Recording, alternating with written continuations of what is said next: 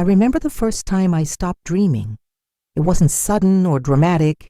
It was a slow emptying, like a forgotten faucet dripping through the night until the glass overflows without anyone noticing. I'd wake up exhausted but unable to recall anything. Just a bitter taste in my mouth and a weight in my chest, the kind that comes from surviving what you shouldn't have. At 76, my life is reduced to silent rituals. I wake too early before the sun, as if my body is still on alert. I make coffee without haste, sit in the same chair as always, and stare at the kitchen wall, where a crooked picture insists on reminding me that nothing has been in place for decades. No one asks about the war anymore, and I don't tell. The medals are tucked away in the back of a drawer, alongside letters I never sent, and the name of someone I can't forget. I pretend I'm at peace, but the truth is, there are nights when I still wake with clenched fists, as if the enemy were on the other side of the door. The problem is, often the enemy is me. Me, in uniform, too young to carry a rifle. Me, shouting, orders that now echo like curses. Me, shooting first and thinking later. The war didn't end when I came home. It just changed battlegrounds. Now it lives inside me. People look at me like I'm just any old man, and maybe I am. But inside, there are memories that weigh tons. One face, in particular, never leaves me. A boy. Maybe 10 years old, maybe less. He was hiding among the trees, his eyes wide. I only saw him after it was too late. I live alone because I can't stand the idea of being seen, not out of pity or respect, but because I'm afraid someone might see through me, that they'd notice the blood I still feel on my hands, even after all the washing, that they'd see my cowardice in every silence, and it was in one of those silences that everything began to crack. An ordinary morning, no special date, but there was something different in the air, a kind of urgency that didn't come from the body, it came from the soul. An old call, muffled for years, that was finally shouting again. I didn't know, in that moment, what exactly was driving me, but I got up. I went to the back of the house, where I hadn't touched anything in years, and started opening old boxes. It was like searching for a thorn lodged in my flesh for decades. My fingers trembled more than usual, and my breathing grew heavy as I touched papers I'd pretended were forgotten. Yellowed letters, faded photographs, military reports with stamps that mean nothing to today's world. But I knew what I was looking for. Or maybe I didn't know exactly, but something in me guided my eyes, as if that piece of paper had been waiting for me all this time. I found a name, handwritten by someone from intelligence. A foreign name, hard to pronounce, but it burned in my eyes as if I'd known it forever. Next to it, a word, survivor. And that's when my hands started to sweat. A man who escaped that mission, that hell. I sat on the cold garage floor and stayed there for a time I can't measure, with the paper in my hand, staring at a fixed point on the wall, as if expecting it to answer something for me. But it didn't say anything. It was me who had to speak now. It was me who had to listen. That night, I didn't sleep. Instead, I sat on the porch, staring at the dark sky, remembering the boy among the bushes, the smoke, the heat, the muffled screams. The memory was so vivid I could almost smell the scorched earth. I could almost hear my own voice from 20 years ago, ordering to advance. For days, that feeling followed me. I carried the name with me, folded inside my wallet, like a sacred object. I started searching, simple searches at first, then deeper ones. I found out he was alive, in another state. Years had passed, but he was there, aged like me, but alive. And then I understood. There was something I needed to do, something I'd never done, something no one taught me to do when we came back from the war. I was trained to kill, but no one taught me how to ask for forgiveness. But maybe There was still time to learn. Packing my bags felt strange, not because of the act itself. I'd traveled before, for doctor's appointments, for forced birthdays of distant nephews, but because for the first time in a long time, it didn't feel like an escape. It was a crossing. Each folded piece of clothing felt like a farewell, not to the place, but to the man I'd been until then. I put his name in an envelope, along with a printed map with the address. The handwriting was shaky, but it was mine. I owned it. I wasn't hiding anymore. I didn't tell anyone. There was no one worth telling. My neighbor wouldn't ask, and even if he did, I wouldn't know how to answer without sounding crazy. This wasn't just any trip. It was a march back, like a soldier returning to the field where he lost pieces of himself, not to retrieve them, but to bury them for good. The road felt longer than it was. Each mile echoed memories I thought were dead. The radio annoyed me. I turned it off. I preferred the silence. It spoke more. I started remembering voices, the boys in my platoon, one in particular who wrote poetry on the back of ration wrappers. He died holding one of those. I never read what was written. I was too afraid. As the hours passed, I realized I wasn't afraid of meeting this man. I was afraid of myself, of what I might say, of what I might not be able to say. Afraid of seeing in his face what mine had carried for years, guilt, pain, and maybe understanding. I arrived in the city at night, small, quiet, too clean. That bothered me. Places too clean always hide old dirt. I stayed in a simple hotel, in no hurry to lie down. I just stared at the ceiling, feeling my heart heavy but calm, a strange kind of peace before the storm. The next morning, I walked to the public library. Something about it pulled me, as if I knew I'd find a piece of the puzzle there. And I did. A local newspaper article from 2 years ago, with a photo of him. Older, thinning hair, but it was him. The same look, the same name, and next to it, a text. Southeast Asia conflict survivor shares memories and talk to students. My legs weakened, because in that moment I realized he hadn't forgotten. But also, he hadn't hidden. The next morning I didn't have coffee. I just put on my jacket, carefully folded the newspaper clipping, and walked out like someone, unsure if they want to be found or ignored. The streets were too calm, almost fake. I saw kids running, mothers laughing, an old lady watering flowers. Everything so serene it felt like a trap for someone who came from war. In places like this, the past struggles to scream, but in me, it roared. With every corner, the tension grew. His name was no longer just a name. It was a living memory, and now a destination. And it was close. I found the school where he'd given the talk, a simple building with light-colored walls. I stayed across the street, watching as if my body needed to learn the terrain before advancing. I was good at that, still am. The years change your face, but some instincts never age. An employee came out to smoke, and I casually mentioned the talk from years ago. She remembered, said he lived nearby. He was known, a kind, reserved, old man. Hardly anyone knew his story until that talk. I swallowed hard. His past had been buried too, but unlike me, he'd chosen to unearth it, publicly. I spent the rest of the day walking, aimlessly, trying to find courage in lampposts, park benches, dry leaves. At some point, I went into a cafe. Didn't order anything, just sat and stared at my own hand on the table, aged, trembling, stained with memories. For a few seconds, I wondered what he'd think seeing this man who once brought chaos to his land. What would he see? A broken old man?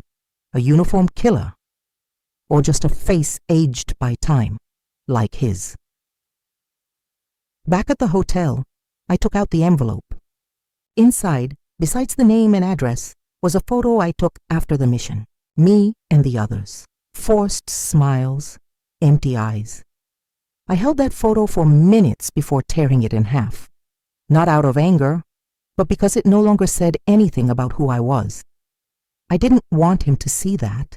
I didn't want to come to him with the weight of the uniform. I wanted to come as a man. That night I slept like a prisoner on the eve of judgment, knowing there was no escape, but that maybe, just maybe, there was a chance for release. The next day, I went to the address.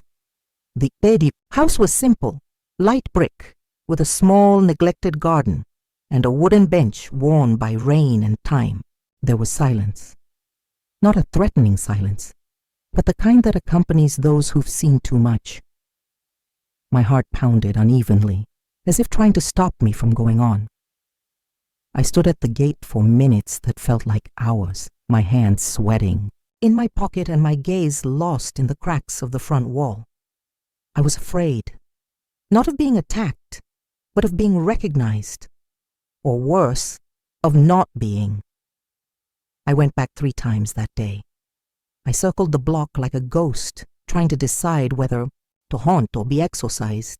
I saw him leave. He was stooped but not frail.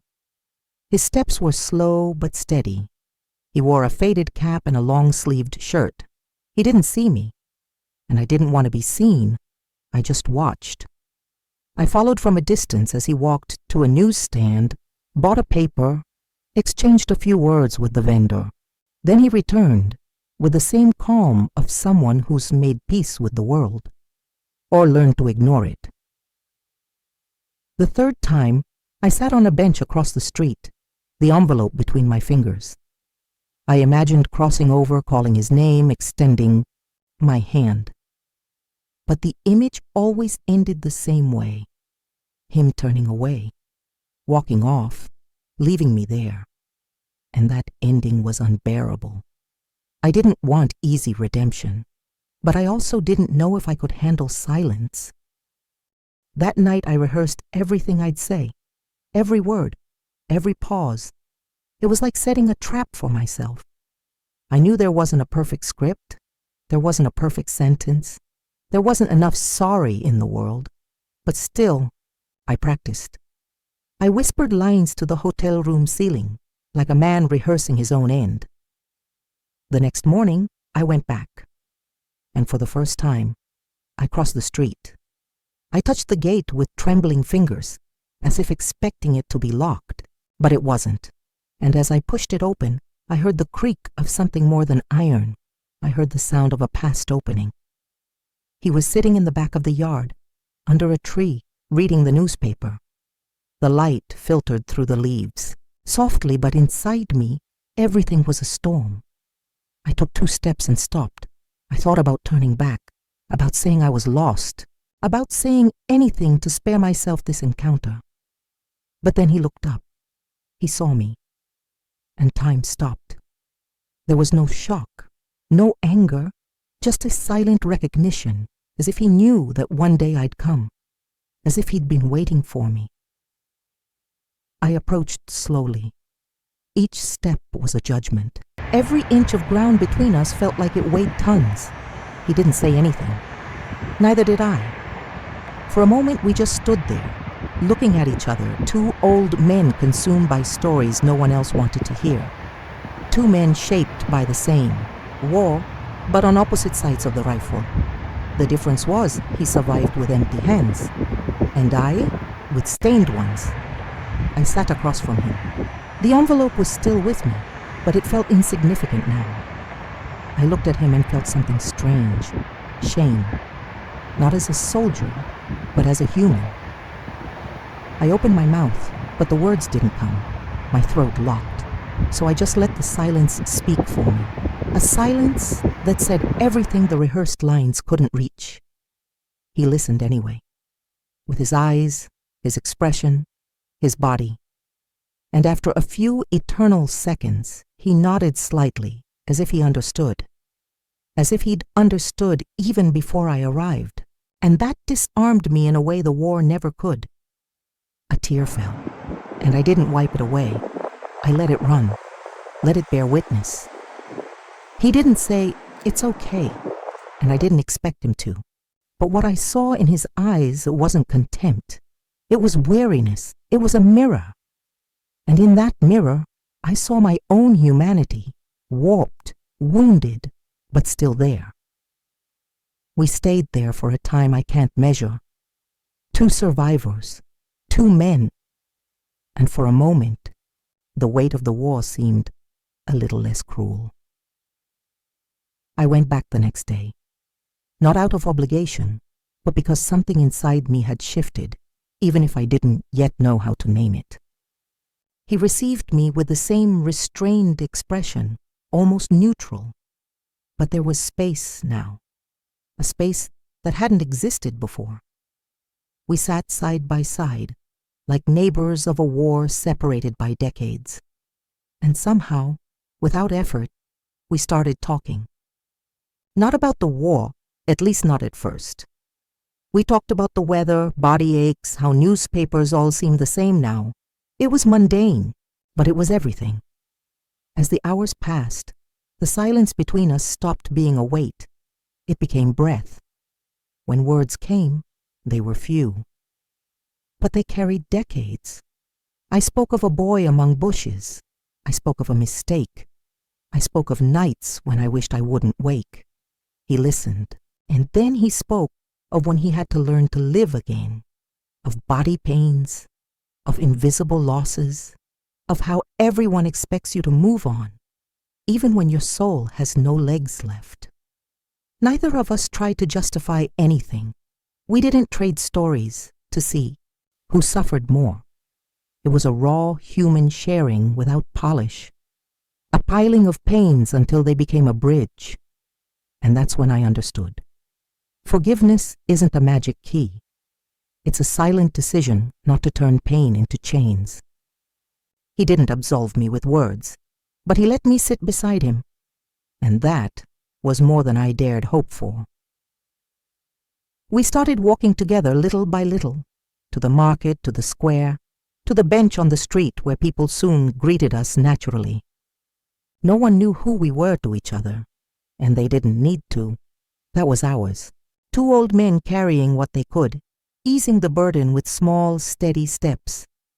One day he gave me a gift, a simple object wrapped in brown paper, a piece of carved wood with symbols I didn't recognize.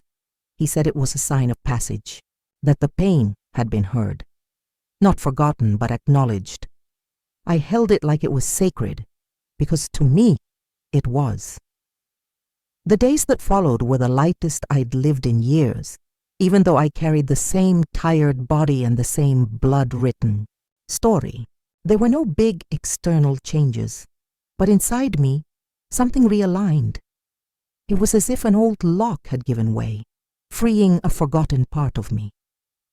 For the first time in a long time, I stopped running from the memories. I started writing them, not as a soldier recounting deeds, but as a man confessing wounds. I wrote about the boy I saw die, about his eyes, about the smell of gunpowder and flesh that stuck to my soul and never left. I wrote about the comrades I saw again in nightmares, and who now finally were starting to say goodbye. The paper became my safe trench. There was no judgment, just truth. He knew I was writing and didn't ask anything. He just left, a pen on the porch table one day, like someone who understands the value of the gesture. We sat in silence, as we did so many times. The wind blew gently, and in that quiet void, I felt something I've never known how to explain, the feeling of being alive without having to fight for it. One day, he showed me a photo. It was of his family from many years ago, all dead in the same village where I'd entered with muddy boots and clear orders. He didn't say who was who, but I knew. And I didn't cry, not out of pride, but because there were no tears left to account for it. Just a deep respect, a silent reverence for a pain that will never be fully understood. I started thinking about going home, not because I wanted to distance myself, but because I felt something had been fulfilled. Not a goal. It wasn't that. It was a cycle, a stretch of road that needed to be walked So the rest of my life, however short, wouldn't be a hiding place anymore. The last time we sat together, he looked at me with that same look from the first morning. But now there was peace. And I knew, without a word being said, that he felt it too. That somehow our stories had stitched themselves into a shared scar. I returned home on a cold morning with an overcast sky and empty roads. But inside me, for the first time, there wasn't the same weight as always. It wasn't relief. It was something else. A raw kind of serenity, as if my soul had finally found a place to rest. The trip was silent, and I let it be. I let the landscapes pass slowly, let the thoughts come without attacking me. For the first time, I didn't fight the memories. When I arrived, everything was as I'd left it. Dust on the furniture, the picture still crooked on the kitchen wall. The same neighbors crossing the street without noticing me. But I had changed. Not outwardly, not in gestures, but in something more essential. I was no longer the same man who'd left with pockets full of guilt and eyes tired of avoiding the mirror. I started writing more often, not to publish, not to tell a war story, but to tell a story of reconciliation. Mine and his. Two men who met at the end of the road, not as enemies, but as witnesses to what life does to those who stay standing too long. I sent him a letter a few weeks later. It didn't say much, just thanked him. Not for forgiving me, because I know that's not something you ask for or give easily, but for listening, for letting me sit beside him as a man, not a symbol. One ordinary afternoon, I sat on the porch and looked at the sky. I thought of all those who didn't come back, those who came back broken, and me, who was only now truly coming back. The war had ended decades ago, but I was only now leaving the battlefield, and I realized that maybe this is the true end for those who fight, not the ceasing of gunfire, but the silence that one day, finally, doesn't hurt anymore. Months passed. The pain didn't disappear, but it changed places. It became memory instead of a wound. I kept writing, not to erase the past, but to give it a place to breathe. Sometimes I get a letter from him. Few words, short lines, always direct. And there's comfort in that. In knowing that somewhere, a man I once called an enemy now shares the silence with me. The war took many things, but it also left a choice to look within, to extend a hand, to finally be human again. And if I can sleep in peace today, it's because a man who lost everything once offered me something I didn't even know I was searching for, a listening ear, and that saved what was left of me.